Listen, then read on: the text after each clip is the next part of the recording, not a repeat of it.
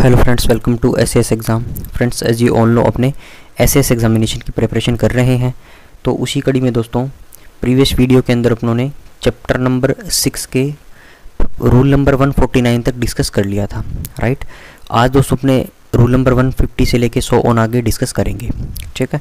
तो chapter number 6 दोस्तों थोड़ा सा अपने रिवीजन कर लेते हैं आज के टॉपिक स्टार्ट करने से पहले, आज का रूल स्टार्ट करने से पहले। तो चैप्टर नंबर दोस्तों 6 जो है वो है procurement of goods and services. Procure करना है, परचेज करना है, राइट। क्या करना है? गुड्स और सर्विसेज को। तो इससे रिलेटेड जो भी नियम कानून है वो इस चैप्टर के अंदर बताए गए हैं, राइट। तो जो भी दोस्तों प्रोक्योरमेंट ऑफ गुड्स और सर्विसेज के प्रोक्योरमेंट से रिलेटेड नियम कानून है वो इस चैप्टर के अंदर बताए गए हैं। तो ये देखिए दोस्तों, रूल नंबर 142 के अंदर सिंपल बता दिया। इसके अंदर पहले दोस्तों मैंने क्या, आज इसको दिन में भी रिकॉर्ड करा था वीडियो को, लेकिन उसके अंदर लगभग 42 मिनट की वीडियो थी, उसकी आवाज़ नहीं आई, राइट। पता नहीं क्या टेक्निकल प्रॉब्लम हुई, इसलिए मुझे इसको दोबारा रिकॉर्ड करना पड़ रहा है, राइट। तो देखिए इसमें चलो कर लेते हैं अपने, इसको देखते हैं। रूल नंबर 142 के अंदर सिंपल बताया हुआ है चैप्टर के अंदर क्या था, ठीक है। इसके बाद दोस्तों डेफिनेशन ऑफ गुड्स दी है, ठीक है। डेफिनेशन गुड्स के अंदर आपको एक चीज़ याद रखनी है। क्या याद रखना है? कि सारी चीज़ें गुड्स है एक्सेप्ट बीपीपी इन लाइब्रेरी, ठीक है। ये दिया हुआ एक्सक्लूड बीपीपी, बुक्स, पब्लिकेशंस और पीरियोडिकल्स जो लाइब्रेरी के हैं वो गुड्स की श्रेणी में नहीं आते, ठीक है। और दोस्तों गुड्स को ट्रांसपोर्टेशन, गुड्स को प्रोक्योर करने के टाइम पे जो ट्रांसपोर्टेशन, इंश्योरेंस, इंस्टॉलेशन वगैरह आएगा वो सारे भी गुड्स के अंदर काउंट होते हैं, ठीक है। अगला दोस्तों फंडामेंटल कुछ नियम दिए गए हैं इसके अंदर। Fundamental principles of public buying. जब भी आप पब्लिक बाइंग करते हो, प्रोक्योरमेंट करते हो, उस टाइम आपको कुछ फंडामेंटल प्रिंसिपल्स का ध्यान रखना पड़ता है, वो सारे ये पॉइंट दिए गए हैं, ठीक है। और दोस्तों वर्क्स के केस के अंदर भी क्या है, ये प्रिंसिपल्स जो है वो लागू होंगे, ठीक है। तो ये सारे इसके अंदर दोस्तों यार्ड स्टिक दिए गए हैं, इनको आप रीड कर सकते हो। ये अपनों ने प्रीवियस वीडियो में पढ़ लिया था। इसका दोस्तों जो लास्ट टॉपिक है, जो 11 नंबर पॉइंट था, इसके अंदर दोस्तों जो 11 नंबर पॉइंट था वो बता दिया था कि डिपार्टमेंट ऑफ एक्सपेंडिचर जो है वो रेस्ट्रिक्ट भी कर सकता है, ठीक है, परचेजिंग को, अगर डिफेंस का मामला हो, नेशनल सिक्योरिटी का मामला हो, राइट। तो ये सारी चीज़ें इसके अंदर अब उन्होंने डिस्कस करी थी। तो ये हुआ रूल नंबर 144। इसके बाद चलिए 145 पढ़ा, 146 पढ़ा, 147 अपनों ने देखा था, ठीक है। इसके बाद दोस्तों 149 जो था वो काफ़ी इंपॉर्टेंट था। 149 के अंदर अपनों ने देखा कि कोई भी सामान अगर आपको प्रोक्योर करना है तो आपको जैम के थ्रू करना पड़ेगा, ठीक है। और दोस्तों जो भी आपको सामान जो जैम के थ्रू आप परचेज़ करोगे उसकी कुछ लिमिट्स हैं, ठीक है, कैसे आपको परचेज़ करना है। लेकिन उससे भी पहले दोस्तों जो जैम है, गवर्नमेंट ई मार्केट प्लेस है, इसको रेगुलेट करने वाली जो एजेंसी है वो है jam SPV, special purpose vehicle, right. Jam SPV special purpose vehicle. इससे पहले दोस्तों ये जो सेंट्रल परचेज ऑर्गेनाइजेशन थी वो डीजीएसएनडी थी, राइट। डीजीएसएनडी जो सेंट्रल परचेज ऑर्गेनाइजेशन थी वो जैम की जगह वो काम करती थी, राइट। वो प्रोक्योर करके देती थी सामान को। लेकिन दोस्तों जैम को क्या है, इसने रिप्लेस कर दिया डीजीएसएनडी ने MEIT की सहायता से, राइट। और डीजीएसएनडी दोस्तों क्या कौन सी मिनिस्ट्री के अंदर आती थी? कॉमर्स इंडस्ट्री के अंदर, ठीक है। और फिर ये चीज़ अपनों ने कल पढ़ ली थी, राइट। तो ये सारा अपनों ने कल पढ़ लिया था, राइट। तो ये इंपॉर्टेंट पैरा था इसका कि the procurement of goods and services by ministry और department will be mandatory for goods और services available on GeM. GeM पे जो भी अवेलेबल है तो वो प्रोक्योरमेंट कोई भी मिनिस्ट्री या डिपार्टमेंट है वहीं से करेगा, ठीक है। और दोस्तों जो क्रेडेंशियल है सप्लायर के on jam shall be certified by jam SPV, ठीक है। जैम एसपीवी क्या है? क्रेडेंशियल मतलब साख क्या है किसी भी सप्लायर की, वो कौन वेरीफाई करेगा? Jam SPV. और दोस्तों रीजनेबिलिटी ऑफ रेट्स जो है वो कौन करेगा? उसको सर्टिफाई कौन करेगा? Procuring authorities, right.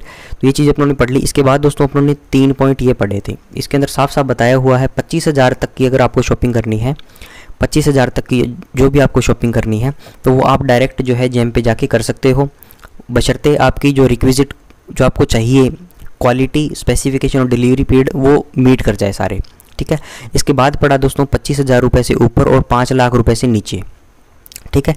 इस केस के अंदर 3 अलग अलग मैन्युफैक्चरर और उसमें जो L1 होगा उससे आप ये सामान परचेज कर सकते हो, ठीक है। और दोस्तों 5 लाख से ऊपर जो है आप ऑनलाइन बीडिंग और रिवर्स ऑक्शन का प्रयोग करके जो क्या है प्रोक्योरमेंट कर सकते हो, राइट। तो यही बातें इसके अंदर लिखी हुई है।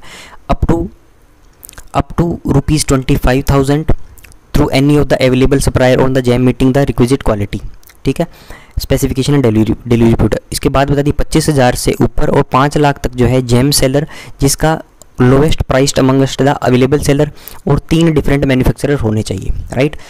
और दोस्तों ये कैसे पता करोगे आप, जब भी आपको कोई भी सामान परचेज करना, मान लो लैपटॉप परचेज करना है तो आप उसकी स्पेसिफिकेशन डालोगे तो इसके अंदर बहुत सारे सेलर्स आ जाएंगे, ठीक है। मान लो 1 2 3 4 5 और 6, ठीक है। तो अब इसमें मान लो दोस्तों 3 कम से कम आपको मैन्युफैक्चरर चाहिए अलग अलग। ये 6 में से 5 आइटम जो क्या हैं वो एक ही मैन्युफैक्चरर के हैं, ठीक है। तो वो चीज़ आपको नहीं परचेज करनी, कम से कम जो है 3 मैन्युफैक्चरर इसके अंदर होने चाहिए, राइट। तो ये चीज़ हो गई आपकी 3 मैन्युफैक्चरर कम से कम, और इसके अंदर आपको जो L1 होगा इनमें उसको आपको परचेज आपको करना है, राइट, उसका ऑर्डर आपको प्लेस करना है।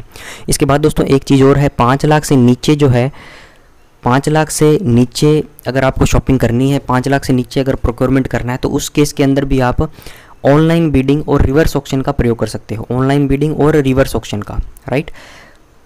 और 5 लाख से ऊपर दोस्तों इन्हीं ऑप्शन का यूज़ करके आपको प्रोक्योरमेंट करना है, ठीक है।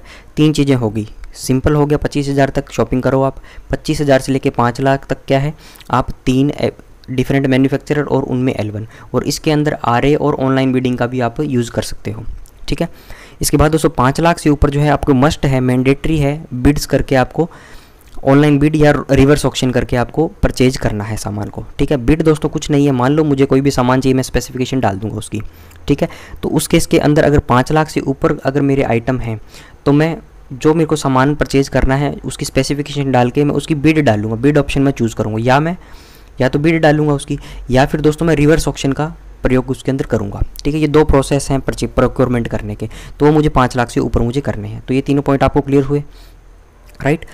तो अगला दोस्तों अपनों ने देखा कि the invitation for the E bidding reverse auction will be available for all existing seller, ये सिंपल सी बात थी, राइट। तो इसके अंदर दोस्तों जो छठा पॉइंट था वो थोड़ा इंपॉर्टेंट था कि जो भी मिनिस्ट्री और डिपार्टमेंट जो होगा उनको क्या करना होगा, जो भी उनकी रिक्वायरमेंट होगी, ठीक है, जो भी प्रोक्योरमेंट की रिक्वायरमेंट होगी गुड्स या सर्विसेज की, या तो वो ओपेक्स मॉडल पे करते हैं या वो कैपेक्स मॉडल में करते हैं। कैपेक्स और ओपेक्स में दोस्तों सिंपल सा फ़र्क है, कैपेक्स मतलब सी यानी कैपिटल एक्सपेंडिचर करके एक बार आप सामान खरीद के ले आओ, बाद में जब उसकी वारंटी पीरियड वगैरह पूरा हो जाएगा तो खुद को आपको उसकी एनुअल मेंटेनेंस करवानी पड़ेगी, और जब दोस्तों उसकी लाइफ पूरी हो जाएगी उस प्रोडक्ट की, फिर वो जब वो मान लो पूरा कंडम हो गया, वो ख़राब हो गया, तो उसका ऑक्शन वगैरह करके आप उसको डिस्पोज ऑफ कर दोगे, ठीक है। ओपेक्स मॉडल के अंदर क्या होगा दोस्तों, जो सेलर होगा वही आपके सारा सामान इंस्टॉल करेगा, उसकी मेंटेनेंस करेगा, ठीक है, जब तक उसकी कॉन्ट्रैक्ट वैल्यू वैलिड रहेगी, और जब दोस्तों कॉन्ट्रैक्ट उसका कंप्लीट हो जाएगा फिर उसके बाद क्या है उस सामान को वो वापस से ले जाएगा, राइट। इसमें जो खर्चा है वो स्टैगर्ड मैनर के अंदर किया जाता है आपके ओपेक्स मॉडल के अंदर, राइट। इसके बाद दोस्तों ये सिंपल सी 2 बातें अपनों ने और पढ़ ली थी, ठीक है। 8 नंबर पॉइंट के अंदर ये बता दिया कि जो L1 होगा आपको उसको तो करना ही है, लेकिन जो स्प्लिटिंग का इसके अंदर बताया हुआ है, मतलब अलग अलग करके आप परचेज नहीं कर सकते, राइट। तो ये चीज़ अपनों ने पढ़ ली। अब अगला दोस्तों देखते हैं 150 पे। अब दोस्तों रजिस्ट्रेशन ऑफ सप्लायर, अब 2 चीज़ें हैं, एक तो हो गया बायर, एक हो गया दोस्तों सप्लायर। बायर को सामान चाहिए तो वो क्या करेगा, सप्लायर से लेगा, लेना किसके थ्रू है, जैम के थ्रू लेना है, गवर्नमेंट ई मार्केट के प्लेस के थ्रू। तो दोस्तों इसके अंदर गवर्नमेंट ई मार्केट प्लेस के थ्रू लेना है तो उसके अंदर सप्लायर होंगे, तभी तो क्या होगा आपको सामान मिल पाएगा, ठीक है। तो इसके अंदर आप देखोगे तो रूल नंबर 150 जो है इसके अंदर पूरा इसका बताया हुआ है सप्लायर के रजिस्ट्रेशन से रिलेटेड बातें। अब दोस्तों इसका 1 नंबर पॉइंट जो है ये अमेंडमेंट है इसको, ठीक है। तो ये क्या है, ये अमेंडमेंट है, तो अपने को ये अमेंडमेंट वाला पढ़ना है, किताब वाला नहीं पढ़ना। इसके अंदर दिया हुआ है for goods and services not available on jam. जो दोस्तों गुड्स या सर्विसेज जैम पर अवेलेबल नहीं है तो उस केस के अंदर हेड ऑफ द मिनिस्ट्री या डिपार्टमेंट, जो आपकी मिनिस्ट्री या डिपार्टमेंट का HOD है, may also register supplier of goods and services, ठीक है। तो वो क्या कर सकते हैं, जो HOD होगा मिनिस्ट्री या डिपार्टमेंट का, वो क्या करेगा, रजिस्टर कर सकता है सप्लायर को, which are specifically required by that department और ऑफिस, जो पर्टिकुलर उस डिपार्टमेंट को या उस ऑफिस को जो सामान चाहिए उस सप्लायर को वो रजिस्टर कर सकते हैं, ठीक है। पीरियोडिकली ये करते रहते हैं। Registration of the supplier should be done following a fair transparent reasonable procedure, जो भी रजिस्ट्रेशन होगा वो फेयर ट्रांसपेरेंट रीजनेबल तरीके से होगा, आफ्टर गिविंग ड्यू पब्लिसिटी, और दोस्तों उसकी पब्लिसिटी भी करनी है, ठीक है। मान लो कोई भी सामान आपको ऑफिस को चाहिए, राइट, मान लो एक्स सामान आपके ऑफिस को चाहिए, उसका दोस्तों क्या सप्लायर आपके पास नहीं है, ठीक है, रजिस्टर्ड सप्लायर कोई भी नहीं है, तो आपके डिपार्टमेंट का एचओडी क्या करेगा, उस सप्लायर को जिसके पास ये सामान है, ठीक है, उसको पर्टिकुलरली जाके नहीं बोलेगा, पहले इसकी पब्लिसिटी करेगा कि ये फला फला सामान मुझे चाहिए, फिर दोस्तों जो भी सप्लायर्स आएंगे उसमें देख के वो उनको रजिस्टर करेगा, राइट। फिर आगे है such registered supplier should be boarded on GeM and as and when the item और service gets listed on the GeM, ठीक है, वो सप्लायर आ जाएंगे और उनका सामान भी क्या है जेम के अंदर लिस्ट हो जाएगा। अगला है credentials manufacturing capability, credentials manufacturing capability, quality control system, past performance, after sale service, financial background etcetera of the supplier should be carefully verified before registration. Registration से पहले दोस्तों क्या है उसकी साख, मैन्युफैक्चरिंग कैपेबिलिटी मतलब कितना मैन्युफैक्चर वो कर सकता है, उसकी कितनी मैन्युफैक्चरिंग यूनिट है, मान लो आपको 50 आइटम की जरूरत है और वो बना ही ना सके फिर उसका कोई फ़ायदा नहीं है, ठीक है। उसकी क्वालिटी कंट्रोल सिस्टम कैसा है, पास्ट उसकी परफॉर्मेंस कैसी है, आफ्टर सेल वो सर्विस कैसी देता है, मान लो आपको कोई सामान बेच दिया बाद में उसकी मेंटेनेंस वगैरह करनी हो, आपको पार्ट्स की ज़रूरत हो, ठीक है, तो वो उसकी कैसी है सर्विस, फाइनेंशियल उसका बैकग्राउंड कैसा है, कितना उसका टर्नओवर है, तो ये सारी चीज़ें जो क्या है रजिस्ट्रेशन से पहले आपको देखनी है। अगला है दोस्तों the supplier will be registered for a fixed period between 1 to 3 years depending on the nature of the goods. अब दोस्तों ये इंपॉर्टेंट है कि कोई भी सप्लायर है वो कितने टाइम के लिए रजिस्टर्ड होगा। मान लो एक बार एक सप्लायर ने रजिस्टर हो गया, ठीक है, मान लो कोई भी सप्लायर जो है एक बार रजिस्टर हो गया तो वो मैक्सिमम जो क्या है दोस्तों 3 साल तक और मिनिमम जो है 1 साल, ठीक है, मतलब 1 से 3 साल के लिए वो रजिस्टर्ड होता है, मैक्सिमम 3 साल तक वो रजिस्टर्ड होता है, राइट। इसके बाद क्या होगा दोस्तों, अब ये फैक्ट के अंदर आपसे सवाल पूछा जा सकता है, राइट। अब eight the end of this period the registered supplier will continue with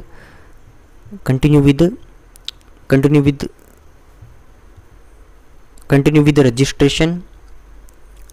एक सेकेंड इसको थोड़ा छोटा कर लेते हैं। अब ये देखिए दोस्तों, the supplier will be registered for a fixed period between 1 to 3 years depending on the nature of the goods. 1 से 3 साल के लिए रजिस्टर्ड होगा, मतलब मिनिमम 1 साल और मैक्सिमम 3 साल। इसके बाद ये at the end of this period the registered suppliers willing to continue with registration are to apply a fresh for renewal of the registration. दोस्तों 3 साल के बाद उसका कंप्लीट हो गया मान लो रजिस्ट्रेशन पीरियड, तो इसके बाद क्या कर सकता है वो, अगर वो कंटिन्यू करना चाहता है, विलिंग टू कंटिन्यू है, तो वो फ्रेश रिन्यूअल जो है अप्लाई कर सकता है। अगला है न्यू सप्लायर में also be considered for registration at any time provided they fulfil all the requirement condition. और नए सप्लायर भी आ सकते हैं, सिंपल सी बात है, राइट। अगला है performance and conduct of every registered supplier is to be watched by the concerned ministry और डिपार्टमेंट। अब दोस्तों परफॉर्मेंस और कंडक्ट जो है प्रत्येक रजिस्टर्ड सप्लायर का वो कौन वॉच करेगा, कंसर्न्ड मिनिस्ट्री या डिपार्टमेंट जिसने क्या था उसका रजिस्ट्रेशन करवाया था, राइट। तो उसको तो क्या है वो वॉच कर सकते हैं, राइट। अगला है the registered suppliers are liable to be removed from the list of the approved supplier if they fail to abide by the terms and condition of the registration. और दोस्तों जो भी रजिस्टर्ड सप्लायर हैं उनको remove करा जा सकता है रजिस्टर्ड सप्लायर की सूची से। क्यों करा जा सकता है, if they fail to abide by, अगर वो फेल हो जाते हैं किसकी पालना करने में, terms and condition of the registration की टर्म एंड कंडीशन में। और दोस्तों fail to supply the goods on time, और समय पे आपको सामान नहीं दिया, सप्लाई सब स्टैंडर्ड गुड्स, एक तो समय पे सामान नहीं दिया, दूसरा ख़राब सामान दे दिया, और make any false declaration to any government agency, या दोस्तों कोई झूठे वादे उन्होंने कर दिए, राइट। तो उस केस के अंदर उसकी रजिस्ट्रेशन वो कैंसिल भी करा जा सकता है, right. For any ground in which the opinion of the government is not in public interest. अब दोस्तों कोई भी ऐसा काम करता है जो पब्लिक इंटरेस्ट के खिलाफ हो, अल्टीमेटली दोस्तों पैसा किसका है, जो government consolidated fund of India वो पब्लिक का ही तो है। तो दोस्तों जो भी पैसा खर्च होना है अगर वो वेस्टेज हो गया किसी सप्लायर की वजह से तो वो तो स्टेट को लॉस हो गया, तो उसको क्या है उसका रजिस्ट्रेशन जो है कैंसिल करा जा सकता है, राइट।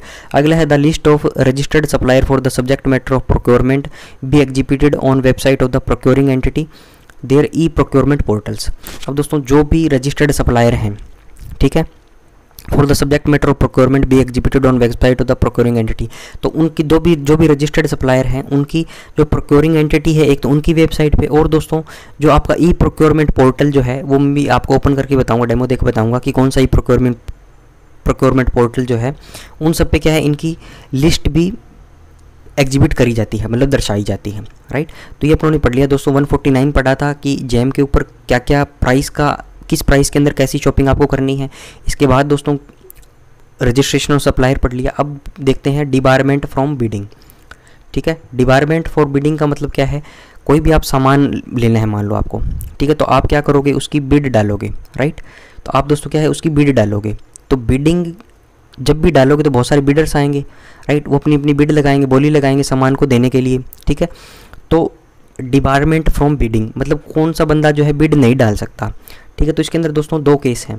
पहला है the a bidder shall be debarred if he has been convicted of an offence of under the prevention of corruption act. अगर कोई इंडिविजुअल ने करप्शन कर दिया और इस एक्ट के अंदर वो काउंट होता है तो उसको डिबार करा जा सकता है, उसको मना किया जा सकता है, उसको रोका जा सकता है, उसको दोस्तों प्रोहिबिट किया जा सकता है, ठीक है। डिबार का मतलब क्या है, उसको प्रोहिबिट किया जा सकता है, राइट। या फिर दोस्तों द इंडियन पीनल कोड और any other law for time being in force for causing any loss of life और प्रॉपर्टी और causing a threat to public health as part of the execution of the procurement contract. अब इसका मतलब क्या है, या तो उसने कोई करप्शन कर दिया बिडर ने, या दोस्तों उसने क्या कर दिया कि जब वो प्रोक्योरमेंट दे रहा था उसके पास कोई कॉन्ट्रैक्ट था, तो उस केस के अंदर उसने कोई भी लॉस किया है, या तो लाइफ का या प्रॉपर्टी का, या किसी पब्लिक हेल्थ को उसने नुकसान पहुंचाया, उसकी वजह से क्या है, उसको नुकसान हुआ है पब्लिक हेल्थ को, ठीक है, थ्रेट मिली है, राइट। तो उस केस के अंदर उसको डिबार करा जा सकता है बिडिंग से किसी भी बिडर को, राइट। तो ये दो चीज़ें हो गई, ठीक है। तो पहली होगी अगर वो करप्शन के केस में, और दूसरा हो गया ये अगर केस मिलते हो तो। सेकंड पॉइंट है दोस्तों इसमें, ए बिडर डिबार्ड अंडर सेक्शन 1, अगर कोई भी बिडर जो है डिबार होता है ऊपर वाले सेक्शन जो अपन पढ़ा था उसके अंदर, और any successor of the bidder, या तो उसका कोई सक्सेसर या खुद बिडर वो, shall not be liable to eligible to participate in a procurement process of any procurement entity for a period not exceeding 3 years commencing from the date of the department. अब क्या होगा, अगर दोस्तों in case के अंदर वो debar हुआ है तो वो मैक्सिमम जो है वो 3 साल तक उसको मनाही रहेगी कोई भी बिड में भाग लेने के लिए, ठीक है। तो ये बात इसके अंदर बोली गई है, a bidder debarred under section 1 और any successor of the bidder shall not be eligible to participate, वो पार्टिसिपेट नहीं कर सकता कोई भी प्रोक्योरमेंट की प्रोसेस के अंदर, ठीक है। कितने साल के लिए, 3 साल के लिए, right. Department of commerce DGSND will maintain such list which will also be displaced on the website of the DGSND as well as the central public procurement portal. तो दोस्तों जो भी डिपार्टमेंट की लिस्ट होगी वो या तो DGSND की वेबसाइट पे या दोस्तों CPPP पोर्टल पे क्या है आपको दर्शाई जाएगी, ठीक है। तो ये दोस्तों मैं आपको अभी ओपन करके बताऊंगा जहाँ पे ये डिपार्टमेंट की लिस्ट दिखाई जाती है, ठीक है। तो उससे पहले अपने एक चीज़ और पढ़ लेते हैं, नेक्स्ट पॉइंट पढ़ लेते हैं, ठीक है। अब देखिए दोस्तों तीसरा पॉइंट क्या है, ए प्रोक्योरिंग एंटिटी में डिबार ए बिडर और any of its successor from participating in any of the procurement. कोई भी प्रोक्योरिंग एंटिटी जो है वो डिबार कर सकती है कोई भी बिडर को या कि उसके किसी सक्सेसर को फ्रॉम पार्टिसिपेटिंग इन कोई भी प्रोक्योरमेंट में भाग लेने के लिए, undertaken by it for a period not exceeding 2 years, 2 साल तक, ठीक है, 2 साल मैक्सिमम 2 साल तक। अगर if determines that the bidder has breach the code of integrity, अगर दोस्तों किसी भी बिडर ने इंटीग्रिटी को ब्रीच किया है, ठीक है, 2 शब्द हो गए, एक तो हो गया ये कंडीशन ये होगी मैक्सिमम 3 साल की।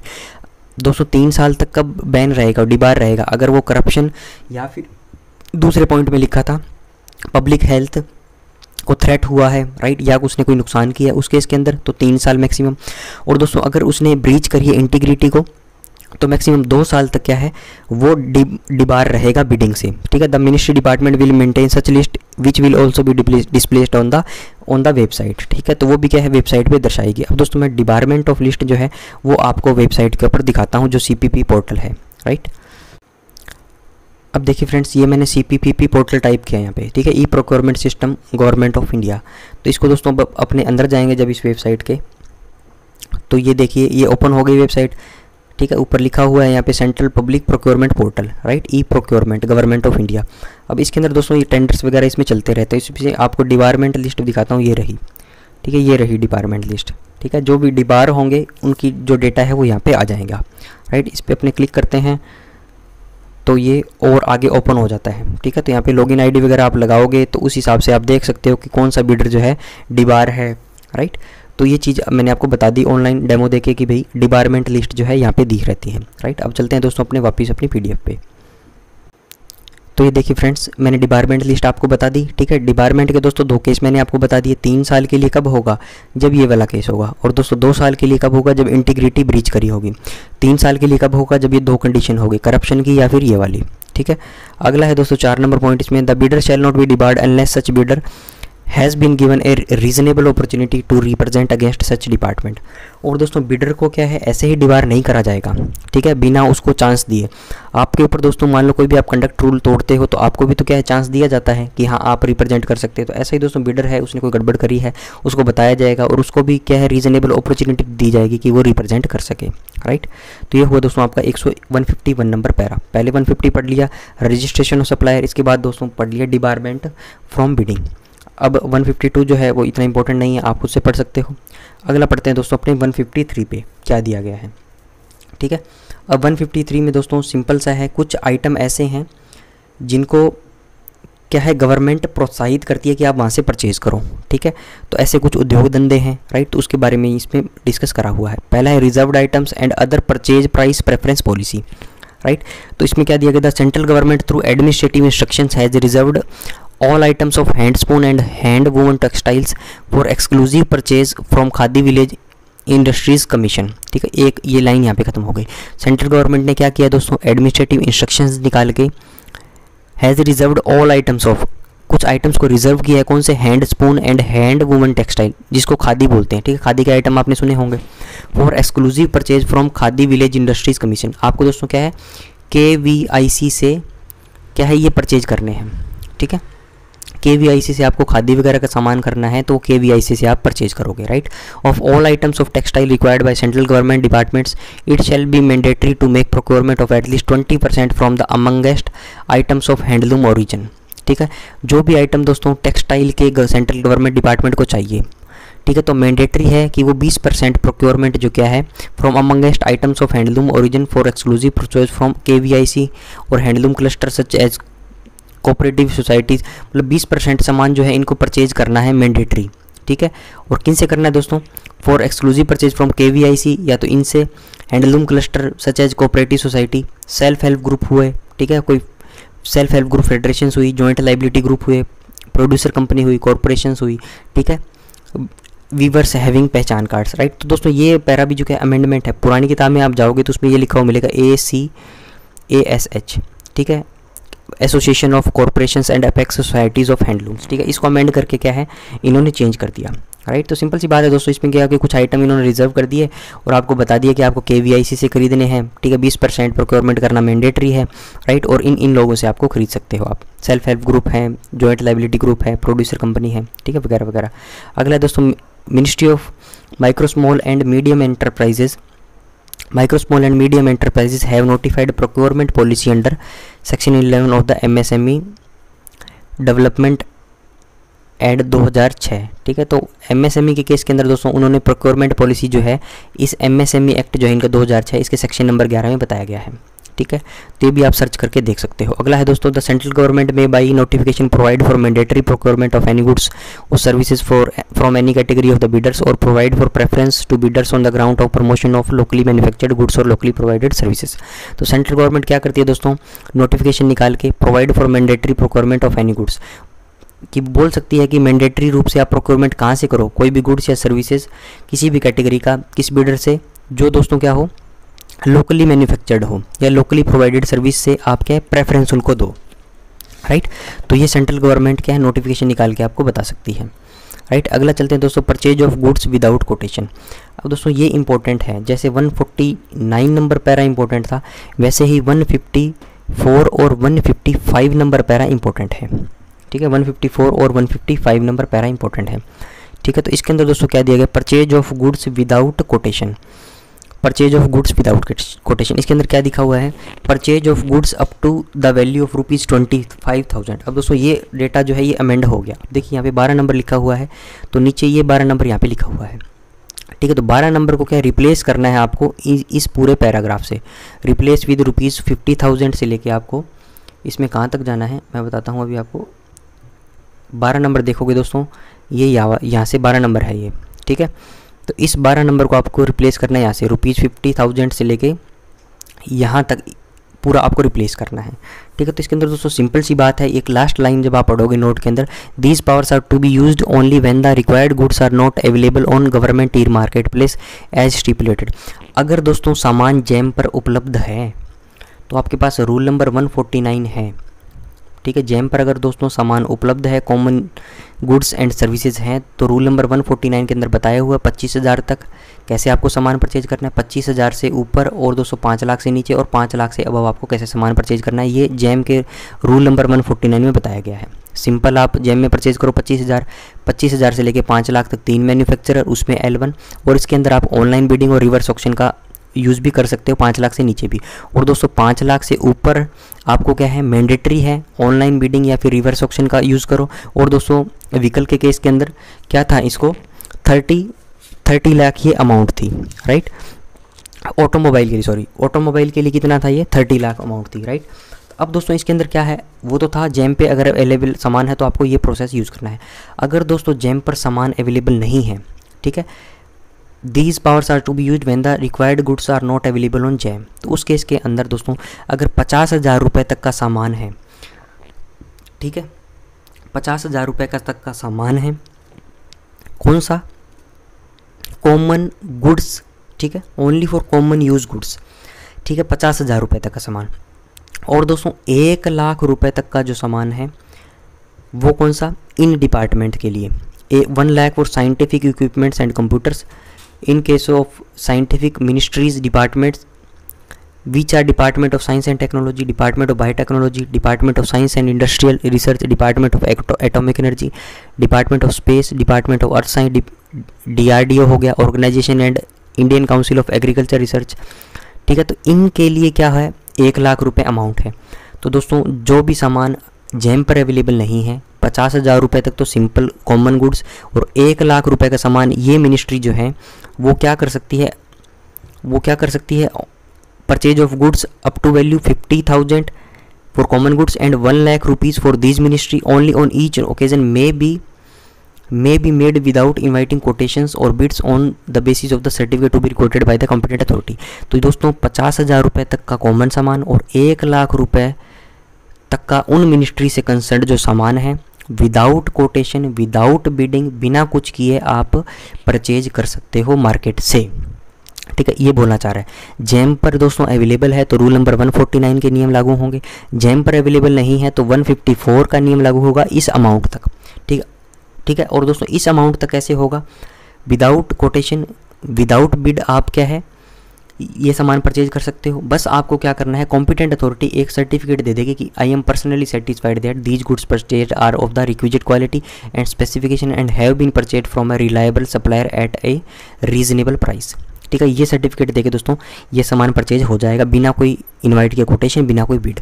एक चीज़, अब दोस्तों इसके ऊपर का सामान हुआ, मान लो 50,000 तक का बता दिया ये, और दोस्तों 50,000 से ऊपर तक का सामान और 1 लाख से ऊपर, और दोस्तों इसमें एक अमाउंट और आएगी 1 लाख से ऊपर और 10 लाख तक, राइट, ये नीचे दी गई है, राइट। अब ये देखिए दोस्तों, अब 154 पढ़ लिया, फिर 159 आपको बताता हूँ मैं, ठीक है, 159 आपको बताता हूँ मैं। ये देखिए 159, in case a certain item is not available on GeM portal, अगर कोई आइटम जैम पर अवेलेबल नहीं है, ठीक है, तो purchase of goods costing above, ये दोस्तों इसमें अमेंडमेंट है इन अमाउंट के अंदर, ठीक है। तो कॉस्टिंग अब कितना, 50,000 रुपये से ऊपर, और दोस्तों अब देखो यहाँ पे कितना लिखा हुआ है, ये 14 लिखा हुआ है, तो अपने 14 पे चलते हैं, ठीक है। 14 को किससे रिप्लेस करना है, ये वाला 14 को किससे रिप्लेस करना, 50,000। अब इसका मतलब क्या हुआ, 50,000 रुपये से ऊपर का सामान, और दोस्तों उसमें 1 लाख लिमिट थी, ठीक है। दोबारा सुनिए, दोबारा बताता हूँ, 50,000 से नीचे का सामान, और दोस्तों 1 लाख से नीचे तक का सामान, ठीक है, राइट। 50,000 रुपये तक का और 1 लाख तक का सामान आप विदाउट कोटेशन, विदाउट बिड ले लो। अगर दोस्तों 50,000 रुपये से ज़्यादा का सामान चाहिए और 1 लाख से ज़्यादा और 10 लाख से कम, ठीक है, यहाँ पे ये दिया हुआ है 50,000 से ज़्यादा और दोस्तों 1 लाख से ज़्यादा और 10 लाख तक, ठीक है। तो in case of scientific ministry ये सारे इन डिपार्टमेंट से रिलेटेड सामान होगा, तो वो ये सामान अगर आपको परचेज करना है तो दोस्तों आपको एक कमेटी के थ्रू करना पड़ेगा, ठीक है। और दोस्तों उस कमेटी को क्या बोलेंगे, उसको बोलेंगे लोकल परचेज कमेटी, ठीक है। उसको क्या बोलेंगे दोस्तों, local purchase committee may be made on the recommendation of A duly constituted local purchase committee, ठीक है। उस कमेटी के अंदर दोस्तों कितने मेंबर होंगे, 3 मेंबर होंगे, ठीक है। और डिसाइड कौन करेगा दोस्तों? Head of the department. The committee will survey the market to certain the reasonableness. और वो कमेटी क्या करेगी दोस्तों? सब चीज़ें देखेगी कि भी रेट कैसा है, इसकी क्वालिटी कैसी है, सब चीज़ें देखेगी। Before recommending placement of the purchase order the members of the committee will jointly record A certificate. और दोस्तों इस कमेटी के मेंबर भी क्या है, ये सर्टिफिकेट देंगे जो ऊपर जैसे जिस कॉम्पिटेंट अथॉरिटी ने दिया था ऐसा ही कुछ मिलता जुलता सा सर्टिफिकेट ही देंगे कि certified that the members of the purchase committee are jointly individually satisfied that the goods are recommended for purchase are requisite quality वगैरह वगैरह। ठीक है, तो ये चीज़ हो गई दोस्तों आपकी 154 के अंदर बताया गया है कि आपको कैसे सामान परचेज करना है। अब दोस्तों इसको सम अप करना चाहूँ मैं तो इसको सम अप कैसे करेंगे अपने? पहली दोस्तों जेम पर अवेलेबल है तो 25,000, 25 से 5 लाख, 25 से ज़्यादा 5 लाख, और दोस्तों 5 लाख से ज़्यादा का सामान सिंपल परचेज कर लो। L1 करना है 3 मैन्युफैक्चरिंग से। ठीक है, 5 लाख से ज़्यादा अगर सामान है तो दोस्तों उसको किससे करना है?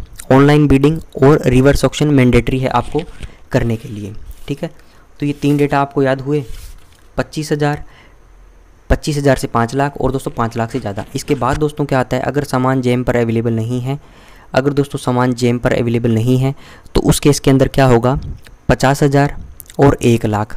1 लाख किसके लिए? जो कुछ मिनिस्ट्रीज़ दी गई हैं, एटॉमिक वाली, ICAR है, ठीक है, DRDO है, ठीक है, ये सामान विदाउट बिडिंग विदाउट कोटेशन। और दोस्तों 50,000 से ज़्यादा, 50,000 से ज़्यादा, 1 लाख से ज़्यादा और 10 लाख तक का सामान जो है आपको लोकल परचेज कमेटी के थ्रू करना जाएगा, जिसमें कितने 3 मेंबर होंगे। Head of the department decide करेगा, ये सर्वे वगैरह करेगी मार्केट की और एक सर्टिफिकेट देगी, तो आप ये परचेज कर सकते हो। ठीक है, तो ये 2 मोस्ट इंपॉर्टेंट पैरा जो है अपनों ने पढ़ ली, 154 और 155। ठीक है, तो ये हुआ दोस्तों आपका रूल नंबर 155 तक कंप्लीट। अब नेक्स्ट वीडियो में दोस्तों 156 से लेके आगे अपने डिस्कस करेंगे, राइट। और दोस्तों नई जब भी वीडियो बनाएंगे तो अपना पुराना भी क्या है थोड़ा थोड़ा उसके बारे में चर्चा अपने करते रहेंगे, ताकि क्या है हमारा रिदम बना रहे, हमें चीज़ें याद रहे।